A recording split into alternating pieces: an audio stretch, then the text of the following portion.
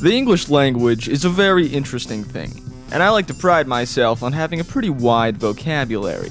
And with that in mind, I'd like to share my favorite words that you probably haven't heard before. This will be useful, because a good vocabulary is what separates you from sounding like a refined, scholarly individual, and sounding like, dare I say it, a troglodyte. Speaking of troglodytes, the first word I'd like to feature is the word troglodyte. It refers to someone that is not very smart, stupid, or, quite possibly, a Neanderthal. You might be asking, how would I use this word? Well, imagine for but a moment that you are arguing with someone who for some reason believes that you should pay your federal income tax. Now what sounds better? You're stupid, I will never pay my taxes, and the authorities will never find me.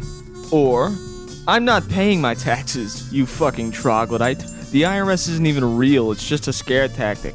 If you'd like a visual aid, you remember those mobs from the dwarf starting zone in World of Warcraft? Well, that, my friend, is a troglodyte. While we're on the subject of dwarves, the next word I'd like to tell you about is mimickin. It's a Scottish word referring to dwarves, gnomes, sprites, or any other whimsical creatures of the wood. I'll be honest, it doesn't really have any day-to-day use, but it's a nice whimsical word. And if you have a problem with that, I'll gladly toss you out of the highest window in your locality. Defenestration is the technical term for execution via tossing someone out of a window. So, say you're threatening the cashier at your local Arby's as you typically do on Wednesdays. Instead of saying, have fun with the improvised explosive device I've planted in your car, you'd instead say, keep in mind that this is a 2-story building, and I am not above defenestrating you, and allow him to pontificate upon that prospect. To pontificate means to be in deep thought, to ruminate, if you will.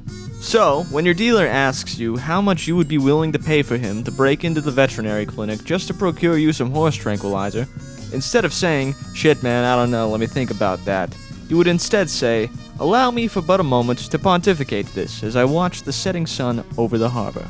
Speaking of the harbor, a gongoozler is someone who enjoys watching ships depart and arrive at the local harbor.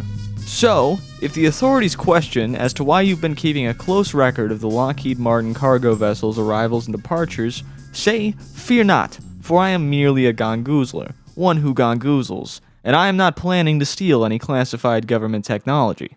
And then, genuflect before them, to show the utmost respect you definitely have for law enforcement. To genuflect means to bow, lower yourself, or otherwise contort your body in a show of respect.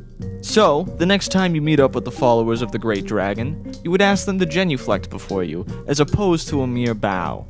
Use of this seemingly intelligent language will make it far easier for you in the long run to hornswoggle your followers into exacting your will upon others. Hornswoggling is the art of employing the powers of lies and deceit upon your unsuspecting victims to further your ends.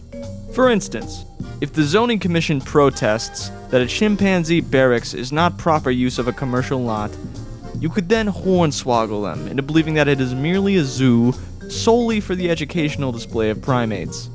And, as you release your chimpanzee army unto the financial district, it will leave the county commissioner utterly bumfuzzled. To be bumfuzzled is to be confused, puzzled, disarrayed, or otherwise bamboozled.